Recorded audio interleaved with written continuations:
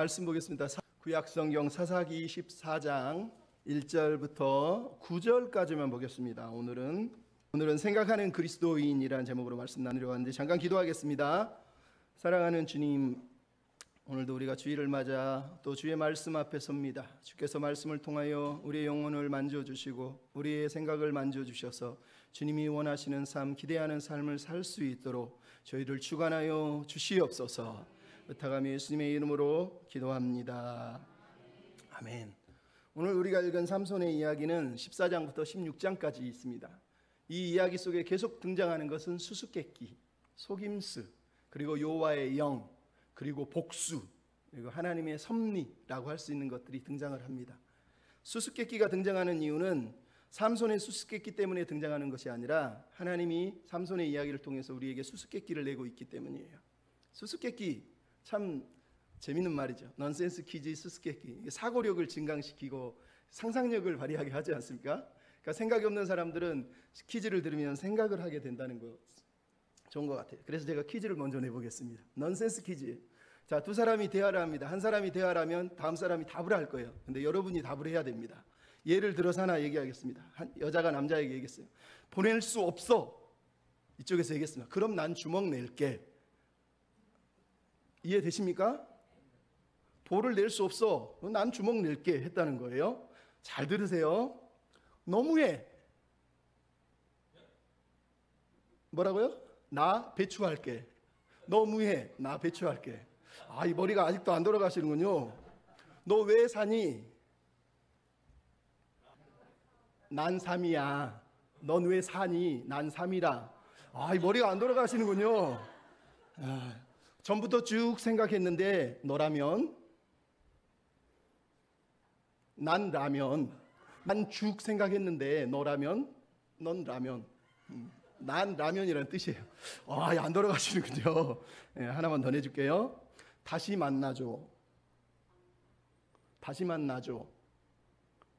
미역은 넣어줄게. 다시만 날 주면 미역 넣어준다는 거예요.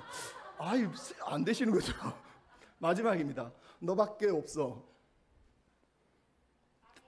난 안에 있어. 아, 마지막. 아유, 잘하셨습니다. 생각하는 게 중요한 거예요. 유대인이자 독일 철학자였던 한나 아렌트라고 하는 여자가 예루살렘의 아이히만이라고 하는 책을 썼어요. 그 책의 내용은 히틀러의 부하였고 아우슈비츠의 학살자였던 아이히만이 재판을 받는 과정을 지켜보는 글이에요. 거기에 보면 이 아이히만이라는 사람이 악마고 괴물이고 소시오패스인 줄 알았는데 가만히 보니까 우리랑 너무 똑같은 평범한 사람이더라는 거예요. 그래서 악의 평범성이라고 하는 언어를 거기에 기록하고 있어요. 무슨 얘기냐? 이 사람은 괴물도 아니고 악마도 아닌데 우리처럼 평범한 사람인데 불구하고 그 많은 유대인들 아우슈비츠에서 학살을 했다라는 거예요. 왜 학살을 했냐는 거예요. 자기 위에 있는 히틀러가 명령한 것대로 자기는 그냥 명령을 실행했을 뿐이라는 거예요. 자기는 아무도 죽인 적이 없고 명령을 하달했을 뿐이라는 거예요. 그래서 자기는 아무런 죄가 없다고 말했다는 거예요. 그것을 보면서 한나 아렌트가 깜짝 놀란 거예요. 아, 악이 저렇게 무섭구나. 악은 평범해 보이는 그 평범함 속에 들어있다는 어떤 평범함? 명령 받은 대로 그냥 하는 거예요. 생각하지 않은 것, 생각해 보려고 시도해 보지 않은 그 무능함, 그 평범함, 생각하려고 하지 않은 그 삶이 결국은 괴물로 만들었다고 얘기하는 거예요. 여러분은 어떻습니까? 생각하며 살고 있습니까? 요즘 시대 사람들은 멍을 좋아합니다. 멍을 엄청 좋아합니다. 불멍, 바다멍, 구름멍, 어떤 사람은 차멍, 자동차멍, 집멍, 집을 보면서 좋아해요. 근데 멍이란 단어가 뭐예요? 꿈, 환상 이런 거예요. 그래서 멍하다 이 말은 얼이 빠졌다는 거예요. 즉 꿈속에 산다는 거예요. 멍 때린다 이 말은 아무 생각 없이 산다는 거예요. 많은 사람들이 행복의 마지막 지정을 멍이라고 생각합니다. 나는 멍 때리고 살고 싶은 거예요. 근데 기독교인에게 하나님이 원하는 건 멍 때리는 삶이 아니에요. 그냥 멍하니 바라보는 삶이 아니라 묵상하는 삶이고 생각하는 삶이라는 거예요. 존 스타트라고 하는 분이 생각하는 그리스도인이라는 책에서 이런 얘기를 해요. 기독교의 교리가 창조, 타락, 계시, 구원이라면 하나님은 우리를 생각하는 존재, 사고하는 존재로 우리를 만드셨다라는 거예요. 이성적인 존재로 만드셨다라는 거예요. 그래서 하나님이 마지막 날에 우리 앞에서 내 이성에 대해서, 내 지성에 대해서 책임을 물으실 거라는 거예요. 그래서 기독교인은 생각하는 사람을 생각하는 존재로 살아야 된다는 거예요. 하나님이 주신 지성을 사용하지 않는 것은 영적 천박함이라는 죄에 자신을 내던지는 것이다 라고까지 이분이 주장을 했어요. 여러분, 하나님은 우리에게 생각할 은혜를 주신 거예요. 이 생각이라는 건 그냥 막연히 생각한다는 뜻이 아니에요. 기도 없는 생각은 죄예요. 성령을 의지하지 않는 생각은 죄예요. 순종하지 않은 채 하는 생각은 죄예요. 사랑이 없는 생각도 죄란 말이에요. 그거는 교만인 거예요. 교만. 기독교인에게 생각이란 뭐냐? 하나님의 손 아래에서 하는 생각, 기도에 젖어서 하는 생각, 성령의 인도를 받아 하는 생각, 성경을 따라서 하는 생각, 하나님을 찬양하고 선포할 수 있는 이유를 찾는 생각, 사랑으로 섬기려는 생각, 그런 생각들을 통해서 하나님은 영광을 받으신다는 거예요. 사랑은 생각하고 떨어질 수가 없기 때문에, 내가 당신을 생각해 라고 말하는 사람은 생각해야지 사랑할 수 있기 때문에 그 말을 하는 거예요. 생각해보면 어떻게 사랑해야 될지, 왜 사랑해야 될지 알 수 있잖아요. 그래서 성경은 생각해보라고 말하고 사랑하라고 얘기하는 거예요. 우리가 하나님을 사랑한다고 말하면서 생각하지 않는다는 건 하나님을 사랑하지 않는 거예요. 왜? 하나님을 사랑하는 사람은 하나님을 더 알기 위해서, 더 깊이 깨닫기 위해서 생각해야 되거든요. 깊은 생각, 넓은 생각을 기독교인들은 그래서 가져야 되는 거예요. 그래서 생각이 중요한 거예요. 생각 없이 사는 아이만 같은 인생, 그냥 멍 때리면서 위에서 시키니까 그냥 할 일 없이 그냥 시간 때려가면서 아무 생각 없이 사는 삶은 죄예요, 죄. 오늘 우리가 읽은 본문의 이야기가 바로 그 이야기예요. 삼손의 이야기는 수수께끼, 속임수, 비밀, 폭력 이런 것들이 난무하고 있어요. 특히 삼손은 14장부터 16장까지 여자에게 앞에서는 블레셋 사람들의 수수께끼를 내고 뒤에 가면 또 들릴라에게 수수께끼를 내고 계속 수수께끼를 내고 있는 것을 봐요. 그런데 이 장면 속에서 실은 수수께끼를 내고 있는 분은 아까도 말씀드렸지만 하나님이세요.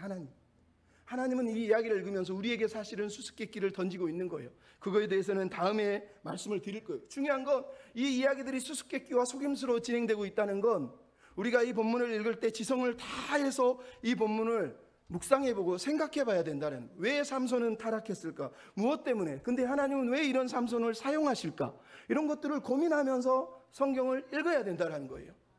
제가 설교를 준비하면서 이번 주에, 저는 설교를 준비할 때 책만 읽지 않고 다른 분이 어떻게 설교했나 다른 목사님들의 설교를 몇 번씩 들어봅니다. 이번 주에 설교를 듣다가 깜짝 놀랐습니다. 한 사람은 부산의 모 유명한 목사예요. 또 한 분은 청년들을 성적으로 이렇게 추행을 하고 나서 교단에서도 쫓아내지 못해서 따로 독립해서 교회를 챙기는 목사예요. 근데 내용을 들어보니 과간이 뭐라 그러냐? 삼손은 믿음의 영웅이라는 거예요. 삼손은 아주 믿음이 탁월한 지혜롭고 똑똑한 사람이었는데 우리가 삼손을 오해했다는 거예요. 성경에 나오는 삼손을 그냥 겉으로만 읽어보고 삼손은 무슨 힘센 바보로 알고 있는데 그게 아니라 삼손은 아주 영웅이라는 거예요. 그 근거가 뭐냐? 하나는 히브리서 11장 32절에 삼손의 이름이 등장한다는 거예요. 기드온, 입다, 삼손, 바락, 이 사사들이 등장했는데 그 이름이 등장했으니까 삼손은 영웅이라는 거예요. 여러분 상상이 가십니까? 또 하나는 오늘 보면 4절에 나와요. 삼손이 틈을 타서 블레셋을 치려고 했다라고 하는 이 구절을 보며 봐라, 성경에 삼손이 기회를 타서 이 일을 하고 있지 않냐. 그러니까 삼손이 이방인하고 결혼한 거, 삼손이 딜릴라를 꼬신 거, 삼손이 기생을 만난 거, 다 삼손이 지혜를 가지고 바보처럼 행동하면서 실은 블레셋을 무너뜨리기 위해서 삼손이 그렇게 한 거라는 거예요. 그래서 삼손은 믿음의 영웅이라는 거예요. 여러분 이게 얼마나 어리석은 내용인 줄 아세요? 목사님들이 공부를 안 해요. 좀 죄송하지만 성경만 주석만 한 4-5권만 읽어봐도요 얼마나 이게 잘못됐는지 금방 알 수 있어요. 왜? 모든 학자들이 다 이 구절을 언급하면서 이 구절이 잘못됐다고, 번역이 틀렸다고 얘기하고, 근데 이런 구절을 가지고 한글로 삼손이 틈을 타서, 여러분 제가 지난주에 얘기했죠. 성경을 읽을 때는 이거는 번역본이에요. 번역본. 히브리어 들여다보면요 삼손이라는 이름은 등장하지도 않아요. 좀 이따 다시 설명할 거. 먼저 잠깐 보시죠. 히브리서 11장 32절을 한번 띄워주시면 보십시오. 32절에 누가 나옵니까? 내가 무슨 말 하리요? 기드온, 바락, 삼손, 입다, 다윗 및 사무엘과 선지자들의 일을 말하려면 내게 시간이 부족하니라. 놀랍죠? 여러분, 먼저 여러분 기억할 게 있어요. 히브리서의 저자의 의도와 사사기의 저자의 의도는 다르다는 거예요. 사사기의 저자의 의도는 제가 누누이 말했지만 이스라엘 백성들과 사사들의 영적, 도덕적, 정치적 타락의 이유를 설명하는 거예요. 그래서 사사들은 끝으로 뒤로 가면 갈수록 타락하는 사람들로 등장을 하고 있어요. 하지만 히브리서를 기록한 이유는 믿음의 영웅들을 드러내기 위해서 기록하고 있는 것이 아니라 믿음으로 하나님의 나라, 본향을 사모하고 약속을 기다리던 사람들과 그 나라를 위해서 하나님이 사용했던 어떤 인물들을, 그 인물들의 한순간 한 사건들을 언급하면서 하나님이 원하시는 나라를 위해서 섬겼던 사람들의 이름을 잠깐 언급하고 있는 거예요. 쉽게 얘기하면 히브리서에 나오는 사람들의 이름은 믿음의 영웅으로 제시되고 있는 것이 아니라 하나님의 약속을 기다렸던 사람들, 아니면 하나님이 연약하고 부족했는데도 불구하고 하나님의 약속하신 나라를 위해서 끌고 갔던 사람들, 그 사람들의 이야기가 기록되어 있는 거란 말이에요. 특히 31절까지는 뭐가 나오냐? 아브라함, 야곱, 에녹, 사라, 모세, 그리고 요수아, 기생, 라합까지 등장해요. 그러다가 갑자기 32절에는 이거를 망치 요약이라고 학자들은 얘기하는데, 그냥 망치처럼 뭉뚱그려가지고 구약의 나머지 사사기부터 선지서까지 나머지 이야기를 꽉 뭉뚱그려가지고 그냥 요약을 해버린 거예요. 그러니까 설명을 하지 않고, 당신들 기억하죠? 혹시 기드온, 바락, 삼손, 입다, 다윗, 사무엘, 선지자들. 근데 여기 보시면 재밌는 게 뭐예요? 순서가 완전히 뒤죽박죽이에요. 우리가 성경을 볼 때 순서를 제대로 하려면 뭐예요? 바락, 기드온, 입다, 삼손, 사무엘, 다윗이에요. 근데 히브리서 저자는 지금 설교자로서 글을 쓰는데 순서를 그냥 뒤죽박죽해서 쓰고 있어요. 무슨 얘기냐? 이분은 지금 사사기 이후에 나머지 사람들을 언급하면서 그냥 사람들이 기억하고 있는 사람들 이미지, 사사기에서 가장 유명한 사람이 누구야? 사람 생각할까? 기드온, 막 항아리 있겠지. 입다, 딸을 죽였어. 삼손 대단한 힘을 가졌어. 바락, 그래 바락 이름이 쉽잖아. 지금 그냥 떠올리는 걸 그냥 쑥 기록해 놓은 거지. 이 사람들을 무슨 믿음의 영웅으로 기록한 게 아니라, 왜? 이 사람들이 무엇을 했는지, 어떤 걸 했는지 전혀 언급하지 않아요. 다음 구절에 잠깐 보시면 언급하는 게 나오죠. 뭐라고 언급합니까? 다음 구절 보면 어떤 사람은 이들 중에 나라를 이기기도 하고 의를 행하기도 하고 약속을 받기도 하고 사자의 입을 막기도 하고 칼날을 피하기도 하고 전쟁에 용감해서 이방 사람을 물리치기도 하고. 근데 여기서 혹시나 삼손에게 포함되는 게 있다면 하나는 나라를 이기는 거예요. 블레셋을 이기는 거. 물론 이기진 못했어요. 또 하나는 약속을 받은 거예요. 네가 이스라엘을 구원할 거야. 또 하나는 연약했지만 강하게 됐어요. 연약한 백성인데 처음부터 하나님이 강하게 해주셨잖아요. 그리고 마지막은 이방 나라의 진을 물리치기도 하고. 혹시나 삼손에게 적용을 한다면 기드온과 삼손이 여기에 포함은 됩니다. 하지만 이 얘기가 삼손은 그러므로 믿음의 영웅이었다, 너희는 삼손을 영웅처럼 받들고 삼손이 얼마나 대단하고 지혜로운지는 깨달아라 라고 이 얘기를 들려주게 있는 게 아니라는 거예요. 오히려 히브리서 저자는 아브라함도 야곱도 사라도 다 믿음으로는 연약한 실패자들이에요. 하나님의 약속을 망치려고 했던 사람들이었다는 거예요. 그럼에도 불구하고 그들 중에 좋은 게 하나가 있었는데, 앞에 있는 사람들 하나님의 약속 본향 그 나라를 붙들려고 애를 썼다는 거예요.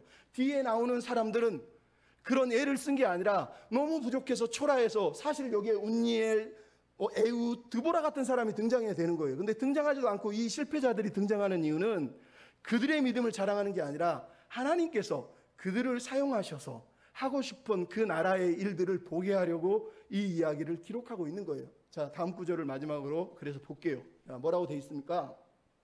히브리서 이 이야기는 앞 구절에 이렇게 써 있어요. 믿음장 바로 앞에 써 있어요. 너희에게 인내가 필요하면 하나님의 약속을 받기 위함이다. 잠시 후면 하나님이 오실 것인데 의인은 믿음으로 살아야 된다.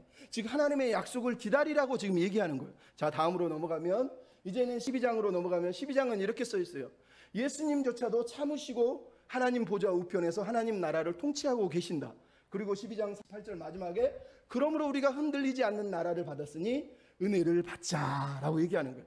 제가 왜 이야기를 띄워주는 줄 알겠습니까? 히브리서 기자가 말하는 건 그거예요. 믿음의 사람들이란 믿음으로 하나님의 본향, 하나님의 나라를 기다렸던 사람들이 있고, 더러는 하나님의 나라에 대한 소망도 없었지만 하나님이 그들을 사용하셔서 하나님이 주시려는 나라의 약속을 위해서 그들을 사용했던 사람들이 있었다는 거예요. 그 가운데 기드온, 바락, 삼손, 입다라고 하는 사람들이 있었다는 얘기를 하는 거지, 그들의 우리의 믿음의 본이거나 믿음의 영웅이라고 절대 말하고 있는 게 아니라니까요. 그러니까 삼손 이야기, 기드온 이야기, 입대 이야기를 들으면서 지금도 목사님들도 그러고 성도들도 성경의 믿음의 영웅이라고 했잖아요. 세상의 성경에서 누가 믿음의 영웅이라고 했습니까? 믿음으로 살았던 사람, 아니면 하나님이 사용했던 사람 중에 그런 사람이 있다고 얘기하는 거예요. 그들이 약점에도 불구하고 사용된 건 하나님이 하나님의 나라를 주시려는 그 약속 때문에 했다라고 우리에게 들려주고 있다는 거예요. 여러분, 성경에서 영웅은 누구예요? 하나님이세요. 하나님. 저렇게 못났는데 미련한데도 그들을 통해서라도 우리에게 그 나라를 주시려고 했던, 이 흔들리지 않는 나라를 주시려고 애쓰셨던 하나님이 우리 인생의 영웅이란 말이에요. 그래서 여러분, 우리는 성경을 생각해보고 읽고 생각해보고 공부해야 되는 거예요. 아무리 성경에 써 있잖아요. 그거는 아무나 할 수 있는 말이죠. 성경에 써 있으면 다 맞아요? 자, 다음, 이거 두 번째입니다. 4절에 여러분 뭐라고 돼 있냐? 이게 히브리어 원어의 뜻이에요. 여러분, 성경에서 삼손이라고 써 있는 글자를 싹 지우세요. 지금 당장 지우셔도 돼요. 왜? 히브리어는, 왜냐하면 삼손이 블레셋으로부터라고 하는 삼손이라는 단어가 써 있지 않아요. 그리고 순서를 그대로 번역하면 이래요. 그러나 그의 아버지와 어머니는 이것이 여호와 하나님께로 나온 것인 줄 알지 못했는데, 왜냐하면 여호와 하나님, 그가 블레셋 사람으로부터 기회를 찾고 있었다는 거예요. 여호와 하나님이 블레셋을 무너뜨리기 위한 기회를 찾고 있었다는 거예요. 그래서 삼손을 그 중에 사용하고 있었다는 얘기를 하는 거란 말이에요. 무슨 얘기인지 알겠습니까?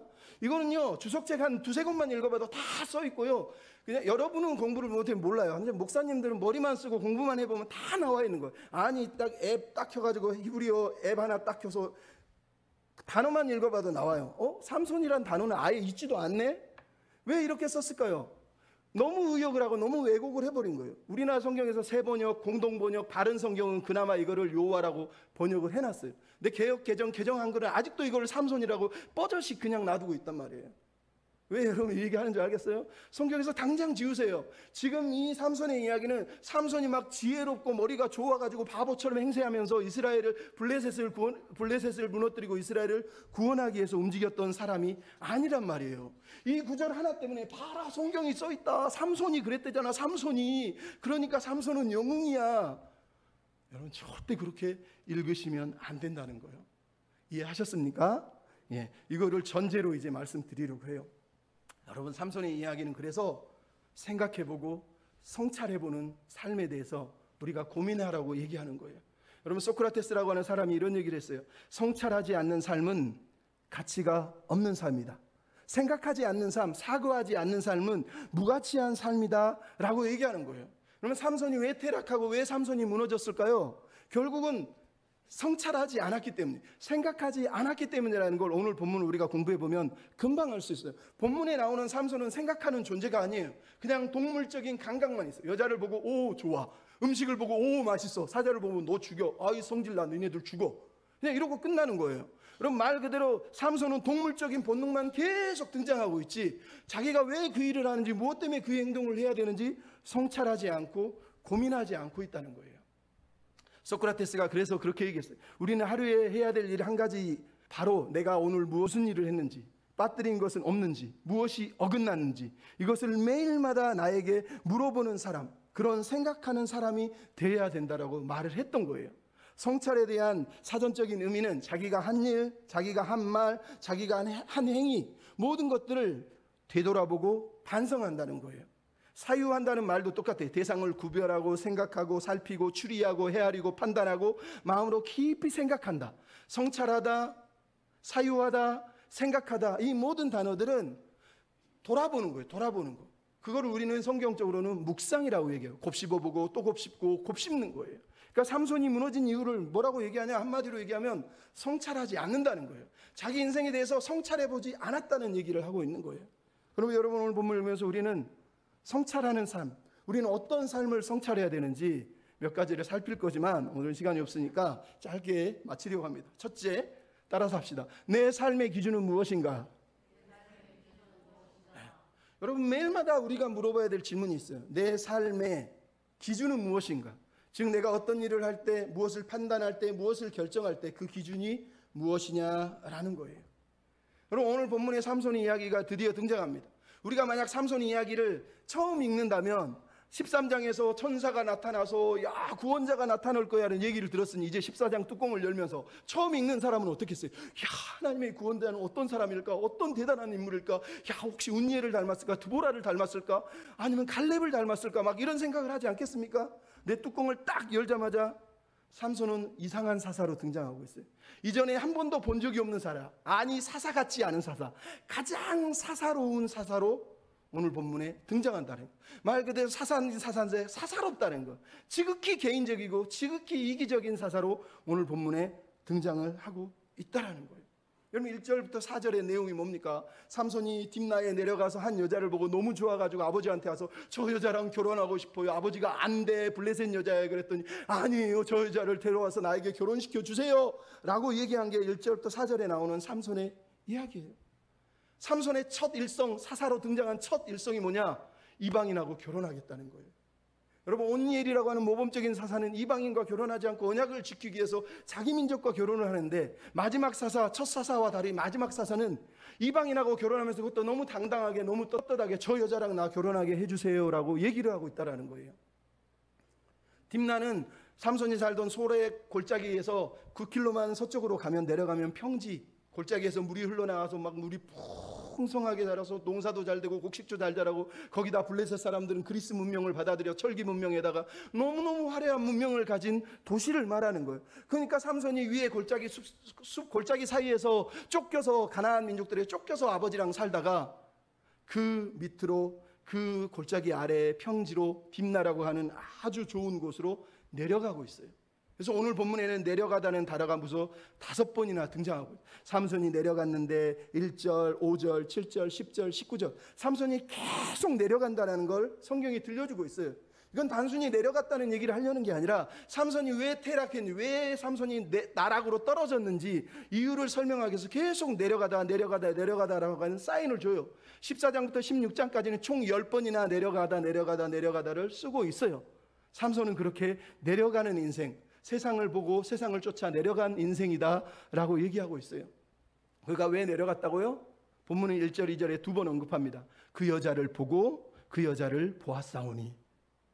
딱 한 번 본 거예요.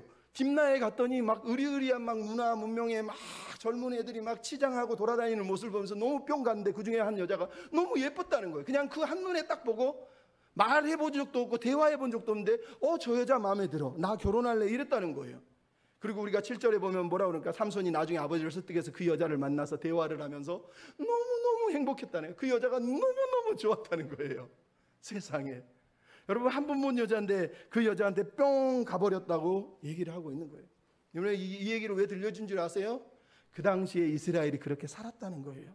삼손은 이스라엘을 대표하는 사사이자 상징이에요. 상징. 즉 이스라엘 사람들은 이미 이방인과 결혼하는 게 너무 흔했다는 거예요. 그냥 결혼하고 싶어요 그러면 만나서 중매하고 상견례 해버렸다는 거예요. 이게 이스라엘의 문화를 지금 삼손의 마지막 시대에 그대로 우리에게 보여주고 있는 거예요. 그러면 이 이야기가 언제 나옵니까? 이미 기드온은 이방 여인을 아내로 삼았고 70명의 아내가 있었잖아요. 야일은 어떻습니까? 자손이 그냥 30-40명씩 있었잖아요. 압도는, 입사는 어떻습니까? 이방인하고 결혼해서 첩을 두고, 입다의 어머니는 첩이잖아요. 첩, 이방 여인 첩을 두고 살았다는 거예요.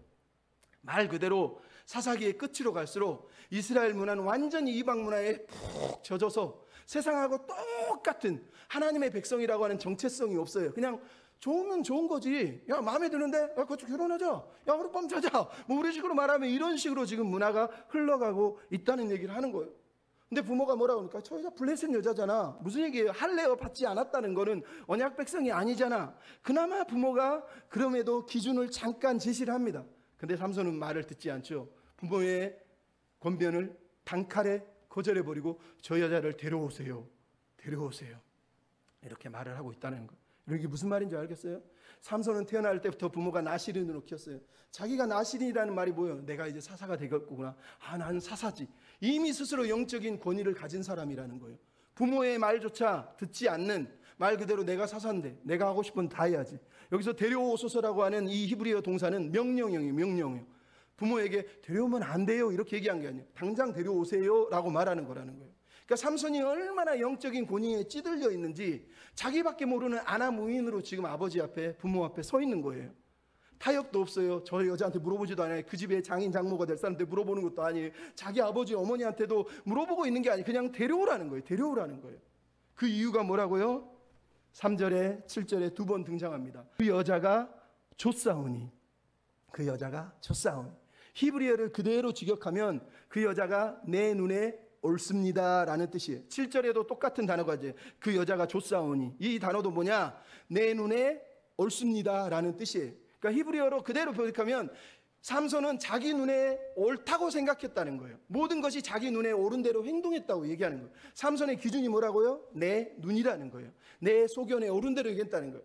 여러분, 왜 삼손의 이야기가 사사기의 마지막 이야기가 이스라엘이 자기 소견에 옳은 대로 행한 것이 이스라엘이 무너진 이유라고 계속 4번이나 자기 소견이라고 얘기하는 줄 알겠습니까? 바로 이 삼손의 이야기가 그 절정이기 때문이에요. 우리는 그냥 내 눈에 좇사오니라고 읽었지만 실제 히브리어는 똑같은 단어를 쓰는 거예요. 내 눈에 옳습니다. 내 눈에 옳습니다. 이 말은 여자가 이뻤다는 얘기가 아니에요. 여자가 옳고, 여자의 문화가 좋고, 여자의 사상이 좋고, 여자의 옷이 좋고, 여자의 가족이 좋고, 여자의 풍습이 좋고, 여자가 사는 세상이 너무 좋다는 얘기를 하는 거예요.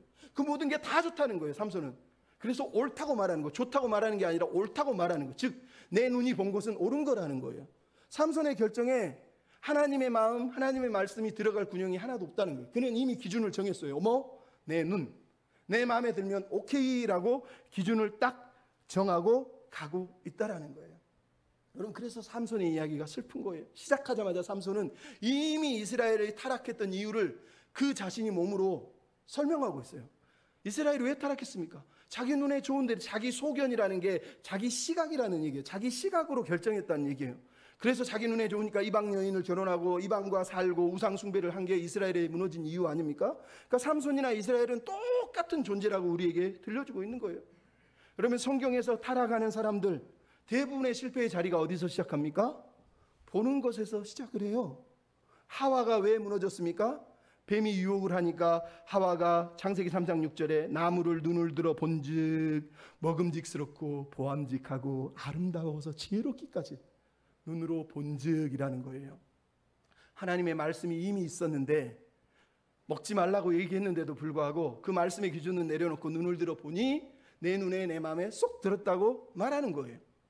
그러면 창세기 13장에 롯이라고 하는 아브라함의 조카가 나옵니다. 왜 그가 소돔 땅에 가서 결국은 그런 실패한 인생으로 삽니까? 13장 10절에 이렇게 얘기합니다. 롯이 눈을 들어 요단 지역을 바라보니 소할 땅이 물이 넉넉하고 소돔과 고모라가 멸망하기 전인데 여호와의 동산 같고 애굽 땅 같았더라. 너무너무 땅이 아름다웠다는 거예요. 하나님의 약속의 땅을, 아브라함의 허락한 그 약속의 땅에 같이 살 수도 있었는데 하나님의 기준이 아니라 눈을 들어 보니 너무너무 좋은 땅 소돔과 고모라가 보였다는 얘기를 하는 거예요. 그래서 그가 무너진 거예요. 다윗은 어떻습니까? 사무엘하 11장 12절에 보면 저녁 때의 다윗이 부하들은 다 전쟁에 내보내고 침상에서 일어나 왕궁 옥상에 거닐다가 그곳에서 보니 한 여자가 목욕을 하고 있었더라.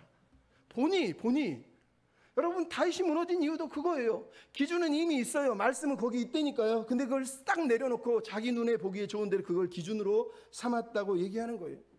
여러분, 오늘 본문의 삼손 이야기가 누구 이야기인지 아세요? 야곱의 딸 디나의 이야기예요. 창세기 34장 1절에 보면 레아의 딸 야곱의 딸 디나가 아버지 집에서 살다가 세겜의 그 땅의 딸들을 보려고 나갔더니, 그 땅 여자들 보려고 갔더니 막 너무너무 문화적으로 탁월하고 가나안 문화가 그 당시 너무너무 발전했어요. 막 귀거리에 치장하고 사는 게 너무 이뻐서 그 딸들을 보려고 나갔다가 세겜의 아들 하몰에게 강간을 당하고 강제 결혼을 하고 마지막에 파국을 한단 말이에요. 오늘 본문의 이야기도 마찬가지예요. 삼손이 이방 여인을 보고 결혼을 하고 잔치를 베풀지만 마지막은 어떻게 해? 살육으로 끝나고 파국으로 결혼이 완전히 망가지고 끝나는 거예요. 왜 이 이야기를 들려주고 있느냐? 삼손도 이스라엘도 기준을 자기 눈으로 정했다는 거예요. 자기 마음으로 정했다는 거예요. 내 눈에 좋은 건 내가 다 취할 수 있다고 믿는, 말 그대로 하나님과는 전혀 상관없는 인생을 살았다고 우리에게 들려주는 거예요. 네, 여러분, 사사기 저자가 강조하는 우리 하나님의 백성들의 기준이 뭐예요? 여호와의 목전에서, 여호와의 눈앞에서라는 뜻이에요. 여호와의 눈이 우리 인생의 기준이라는 거예요. 여호와의 눈이 무슨 말이에요? 하나님의 마음이 있는 곳, 하나님의 말씀이 머무는 곳, 하나님이 우리를 판단하는 그 분이 우리의 기준이고 그분의 말씀이 우리의 기준이라는 얘기를 하는 거예요. 그래서 사사기는 무려 하나, 둘, 셋, 넷, 다섯, 여섯, 일곱, 여덟, 9번이나 여호와의 목전에서 그들이 악을 행했다고, 하나님이 계속 그들을 판단하는 사사로 그들이 잘못했다고 얘기할 때마다 여호와의 눈이라고 말하는 거예요. 여러분의 기준은 무엇입니까?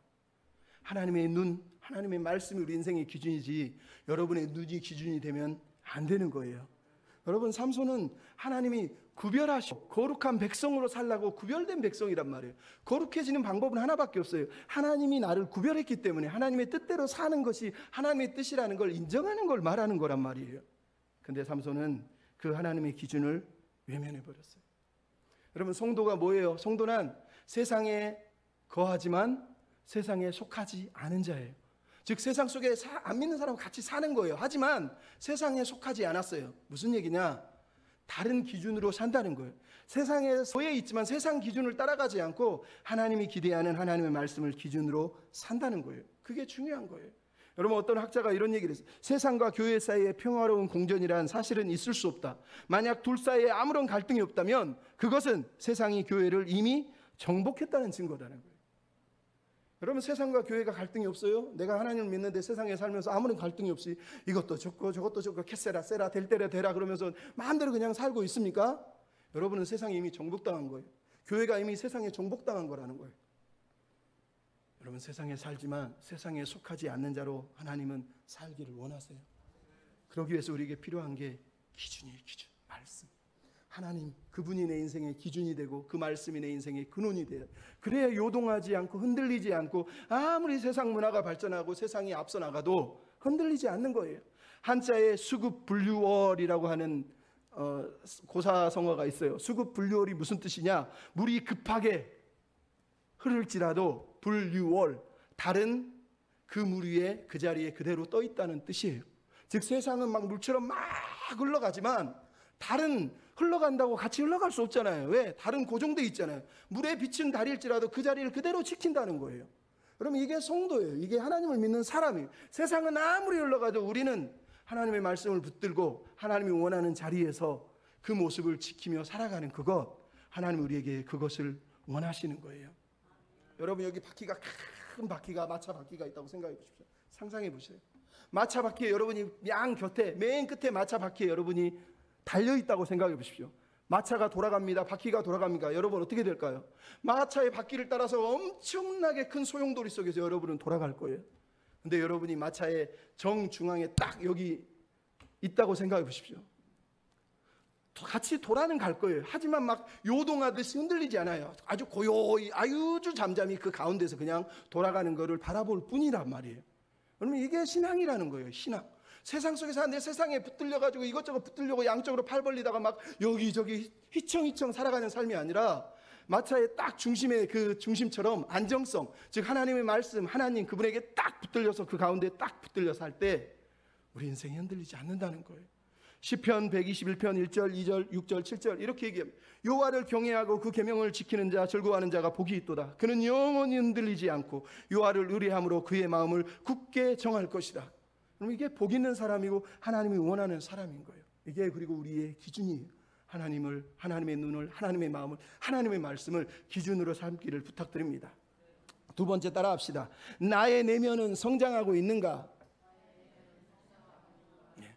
여러분 성장하고 있는지 물어봐요. 나는 성숙함을 구하고 있는지, 내 인격은, 내 성품은 지금 자라가고 있는지 두 번째 물어봐야 된다는 거예요. 내 삶의 기준이 무엇일 뿐만 아니라 나는 성숙함을 구하고 살고 있느냐는 거예요. 왜?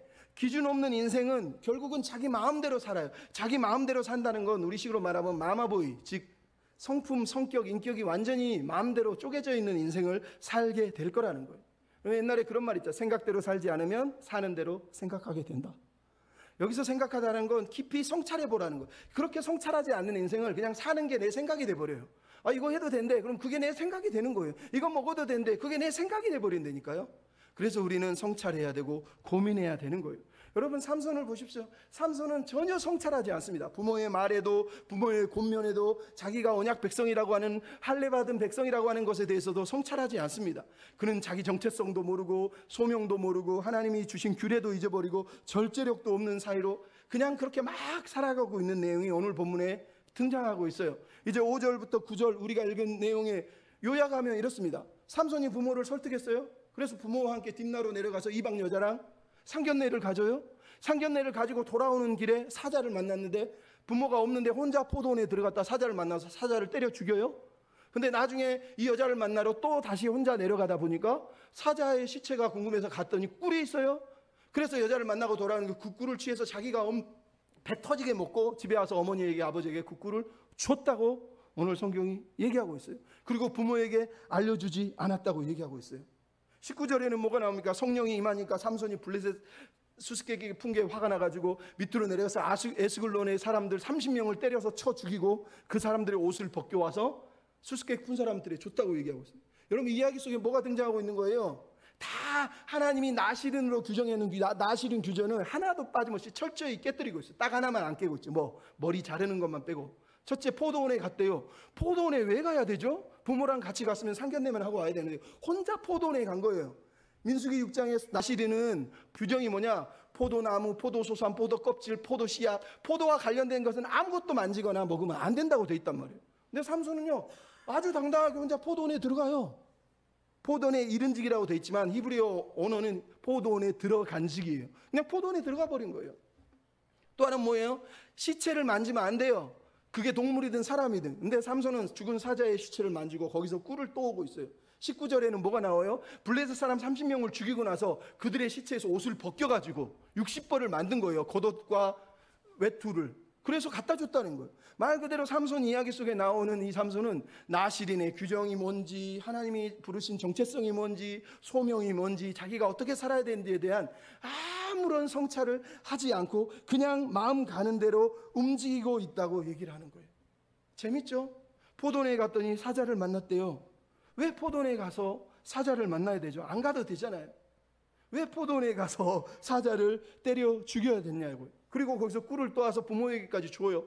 부모까지 부정하게 만든 거예요. 왜? 여러분 나실인뿐만 아니라 죽은 사체 자체는 부정하기 때문에 일반 유대인들도 죽은 시체는 만지면 안 돼요. 근데 그걸 만져서 부모에게까지 먹였다는 건 부모까지 부정하고 부모까지 우리식으로 말하면 추하게 만들어버렸다는 얘기를 하고 있다는 거예요. 9절에 보면요 그가 걸어가며 먹었다고 돼 있는데 이거 히브리 언어는 뭐냐? 걸어가며 먹고 먹으면서 걸어갔다는 거예요. 계속 허겁지겁 먹으면서 꿀을 먹으면서 달다 알 달다 이러고 있는 거예요. 말 그대로 여러분 손가락 쪽쪽 빨면서 맛있네 계속 먹고 싶으니까 손가락 남은 것까지 쪽쪽 빨아먹고 있는 얘기를 하는 거예요.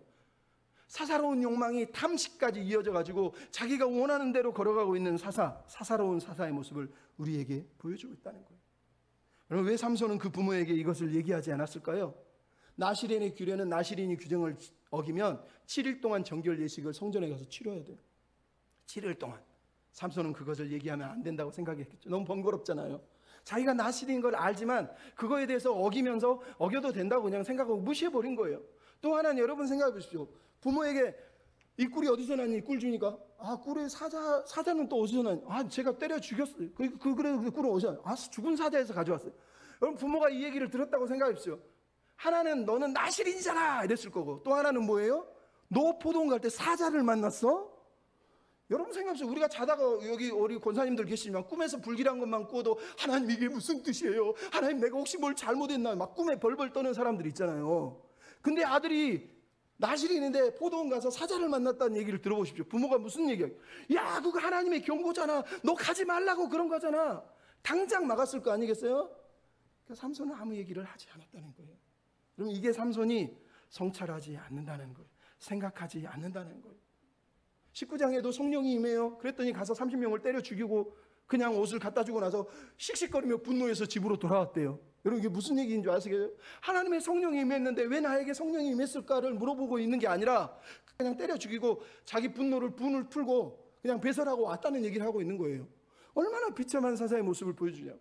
그는 나실인의 무늬만 있지 나실인의 자격이 나실인의 정체성이 아예 하나도 없는 사람이에요. 경건의 모양도 없고 경건의 능력도 없는 사사로운 사사, 그렇게 우리 앞에 등장하고 있는 거예요. 근데 여러분 이 삼손에게 하나님의 영이 임했답니다. 하나님의 영이 임했다는 거예요. 그러면 하나님의 영이 임해서 삼손이 사자를 때려 죽였대요. 여러분 이 본문만 보면 하나님의 영이 임했으니까 그 영의 힘으로 삼손이 사자를 때려 죽였다고 믿을 수 있어요. 19절에 보면 하나님의 영이 임하니까 삼손이 블레셋 사람 30명을 때려 죽였으니까 하나님의 영이 또 임해서 때려 죽였다라고 얘기할 수 있단 말이에요. 근데 여러분, 하나님의 영이 임한 이유는 단지 그런 의미가 아닐 거라고 우리가 생각할 수 있어요. 왜? 16장 3절에 보면 하나님의 영이 임하지도 않았는데 삼손이 밤중에 누워있다가 일어나서 성문짝과 두 문설주와 문빗장을 빼서 어깨에 짊어지고 집으로 돌아왔대요. 성령이 임한 게 아닌데 문짝들을 들고 문설주를 들고 문빗장을 들어서 포개가지고 어깨에 메고 집으로 와버렸다니까요. 성령이 임한 게 아니에요. 즉 삼손은 원래부터 힘이 강하고 하나님의 은사로 힘을 주셨다는 거예요. 거기에 하나님의 성령의 능력으로 임했다는 거예요. 딜릴라가 하실 때 뭐라 그러면 삼손이 야, 한 번도 쓰지 않은 활줄 7개로 나를 묶어봐. 성령이 임하지 않는데 두두둑 뚫어버려요. 새 밧줄 한 번도 쓰지 않은 걸로 날 묶어봐. 또 두두둑 뚫어버려요. 그때는 성령이 임하지 않아요. 무슨 얘기냐? 오늘 본문에 성령이 임한다는 이 성령은 하나님이 능력으로 임했다는 의미보다 그에게 하나님이 무언가를 말씀하시기에 임했다고 보는 게 맞는 거예요. 왜? 다른 사사들에게 성령이 임할 때 온니엘, 기드온, 입다에게 임할 때는 성령이 진짜로 임하거나 옷을 입히지만 삼손에게는 전혀 다른 단어가 쓰이고 있어요. 이미 우리가 13장 지난주에 봤지만 뭐가 나옵니까? 20절에 그를 여호와의 영이 움직이기 시작했다는 거. 즉 흔들고 요동치게 했다고 얘기하는 거예요. 즉 삼손의 인생은 하나님의 뜻대로 살지 않기 때문에 결국은 요동치는 일, 하나님 막 흔들어야 되는 인생이라는 거예요. 근데 오늘 본문에 나오는 여호와의 영이 강하게 임했다, 강하게 임했다고 오늘 성경 본문에 등장을 하고 있어요. 6절에 나오고 19절에 요 강하게 임하다는 단어는 갑자기 임한다는 뜻도 되지만 히브리어 원래의 의미가 뭐냐? 꿰뚫고 나가다는 거, 돌파하다는 뜻이에요. 즉 삼손은 하나님 뜻대로 안 사는데 하나님이 그를 꿰뚫고 돌파해서 하나님이 원하는 것을 위해서 그를 끌고 가려고 하신다는 내용이 다 지금 숨겨져 있는 거예요. 그러니까 여호와의 영이 임했다는 말이 무슨 얘기냐? 능력으로 권능으로 임했다는 얘기도 있겠지만 그거보다는 하나님이 그에게 뭔가를 말씀하시기에 그를 흔들고 그를 요동치고 그에게 깨달으라고 했다라고 보는 게 맞다는 거예요. 근데 삼손은 그거를 이해하지 못해요. 왜? 여호와의 영이 임했는데 삼손은 가서 사자를 죽여버려요. 여호와의 영이 임했는데 블레셋 사람 30명을 죽여버려요. 그러니까 이게 무슨 말입니까? 여호와의 영이 임했는데 가서 죽였다는 얘기는 그가 여호와의 영이 왜 임했는지 무엇 때문에 있는지에 대해서 아무런 성찰을 하지 않는다는 거예요. 그러면 생각해보세요. 포도원에 갔어요. 사자가 갑자기 나타나는데 사자가 포도원에 왜 사자가 있어요? 근데 갑자기 나타나서 으르릉 했다라고 오늘 본문에 소리쳤다고 얘기하고 있어요. 삼손을 죽이려 했다고 써있지 않아요. 그냥 삼손 앞에서 으르렁 했다고 얘기하고 있는 거예요. 5절에 보면. 여러분 왜 으르렁 했겠어요? 하나님이 포도원에 들어간 삼손에게 너 나실이냐라, 너 거기 들어가면 안 되는 거 아니야? 라는 걸 깨닫게 하려고 으르릉 할 때 성령이 임했다라고 얘기를 하는 거예요. 여러분 이런 얘기가 어디서 나오는 줄 아세요? 민수기에 보면 민수기에 발람이라고 하는 선지자가 민수기 22장 21절부터 보면 나와요. 발락의 유혹에 빠져서 이스라엘을 저주하기 위해서 나귀를 타고 가는데 포도원을 지날 때 포도원에서 여호와의 사자가 딱 나타나서 발람을 딱 막습니다. 그리고 나귀가 입으로 말을 해요. 나귀가 말을 하면서 하나님이 너 가지 말래.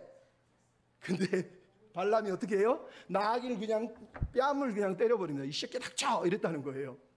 여러분 발람의 이야기나 오늘 본문의 삼손의 이야기나 똑같은 게 있어요. 뭐예요?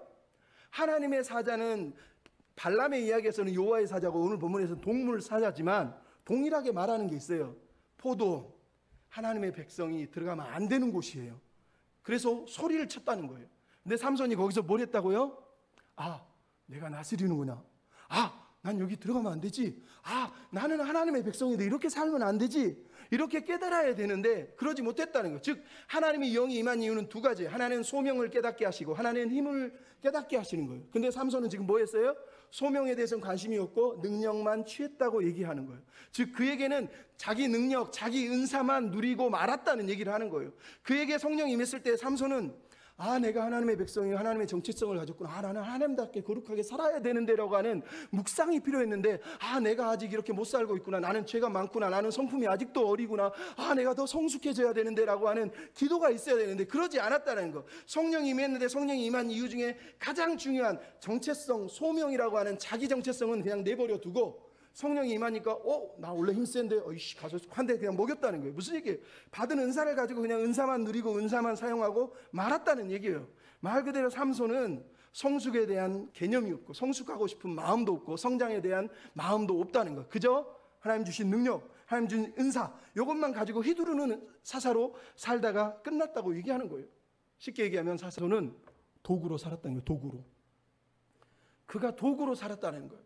만약 그가 여기서 성찰했다면, 내가 하나님의 사사인데, 내가 나시린이구나, 내가 하나님의 백성이지, 하나님 위해 살아야 되니, 이렇게 성찰만 했으면 그는 힘을 쓰기 이전에 자기 자신을 돌아보고 더 나은 사사, 더 괜찮은 사사, 하나님이 보기에 합당한 사사, 기뻐할 만한 사사가 됐을 거라는 거예요. 근데 삼손은 거기서 자신을 성찰해 보지 않았다는 거예요. 여러분 잊지 말아야 돼요. 성령이 우리에게 임하는 이유는 능력을 마음대로 누리고 발휘하고 하라고 주신 게 아니란 말이에요. 누누이 신약성경이 말하죠. 성령의 은사를 주신 이유가 뭐라고요? 성령의 열매 때문이에요. 성령의 열매가 뭐예요? 사랑과 희락과 화평, 오래 참음, 자비, 양성, 충성, 온유, 절제. 그것을 에베소서 4장 13절을 뭐라고 그래요? 우리가 그리스도의 장성한 분량에 이르는 것이라고 말하는 거예요. 즉 하나님이 성령을 우리에게 주시는 이유는 가장 근본적이고 본질적인 것은 내가 그리스도의 장성한 분량에 이르러서 그리스도의 사람으로 살아가는 거예요. 그래서 최고의 은사를 뭐라고 그래요? 고린도서 13장은 사랑은이에요. 그 앞에 많은 은사가 있지만 그 중에 제일 중요한 은사가 뭐냐? 사랑은이에요. 사랑은 말 그대로 온유하고 오래 참고 화평하고 자비하고 성내지 않고, 이게 뭐예요? 다 성령의 열매를 사랑에서 나온다고 풀어서 설명하는 거예요. 즉 그 얘기가 뭐예요? 우리가 하나님의 성령이 임하고 하나님의 백성이라면 능력을 구하는 사람이 아니라 성품을 구하는 사람이 되라는 거예요. 성경은 우리에게 계속 성품을 구하고 예수님처럼 사는 사람이 되라고 기도하라고 그러는데 우리는 계속 기도해요. 하나님 불을 내려주세요. 능력을 주세요. 내게 권능을 주십시오. 막 소나무 뿌리 잡고 뽑으면서 하나님 내게 능력만 주시면, 그러면서 금식하다 돌아가시고. 왜 그렇게 삽니까? 능력 안 받아도 상관없어요. 예수님처럼 사는 게 능력이고 성령을 따라 사는 게 능력이고 하나님 말씀에 순종하며 사는 게 능력인 거예요. 여러분 이게 중요한 걸 잊어버리면 안 돼요. 제가 능력을 무시하는 게 아니에요. 그 능력 때문에 능력만 믿고 능력만 누리고 살다가 죽은 삼손과 같은 사람들, 목회자들, 성도들이 세상에 너무 많아서 그래요. 그 기도 자랑하면서 그 은사 자랑하면서 보이네 헌금 바쳐, 들리네 헌금 바쳐, 나았지 헌금 바쳐. 그럼 그게 무슨 짓이냐는 거예요. 하나님은 우리에게 능력을 구하라고 말하기 전에 성품을 구하라고. 성품을. 그 성품이 필요한 우리예요. 우리. 마지막 이야기만 하고 마치려고 합니다. 최근에 목회자들의 모임이 있었어요. 14일부터 16일 동안 미국의 유명한 리더십 목회자인 존 맥스웰이라고 하는 목사님이 이렇게 얘기했어요. 어려운 시기일수록 사람을 섬기고 의무와 목적은 절대 잊어버리면 안 됩니다. 그러기 위해서 우리는 3가지 질문을 꼭 우리에게 날마다 해야 됩니다. 첫째, 성공이 무엇이냐는 것을 정의하라는 것. 성공이 뭐냐? 성공은 사람이다. 즉 사람을 섬기는 게 성공이라고 얘기하라는 거예요. 두 번째, 그러면 당신에게 성공이 뭐냐라고 정의하라, 물어보라는 거예요. 나에게 성공은 진정한 그리스도인이 되는 것이라는 거예요. 마지막으로 얘기했어요. 그러면 세 번째, 당신이 매일 물어야 할 질문이 있다. 나는 보이는 것보다 내면이 큰 사람인가? 나는 외면보다 내면이 강한 사람인가? 날마다 물어보라는 거예요. 그래서 내가 내면이 성장하고 있는지, 내면이 자라고 있는지 물어보는 사람이 되라는 거예요. 여러분 우리도 마찬가지예요. 여러분은 사람을 섬기는 것을 성공이라 믿습니까? 여러분은 내가 진정한 그리스도인이 되는 걸 성공이라 믿습니까? 그러기 위해서 내가 성장하고 있는지, 나는 성장하고 있는지 묻고 있습니까? 여러분 능력보다 성품을 구하시기 바랍니다.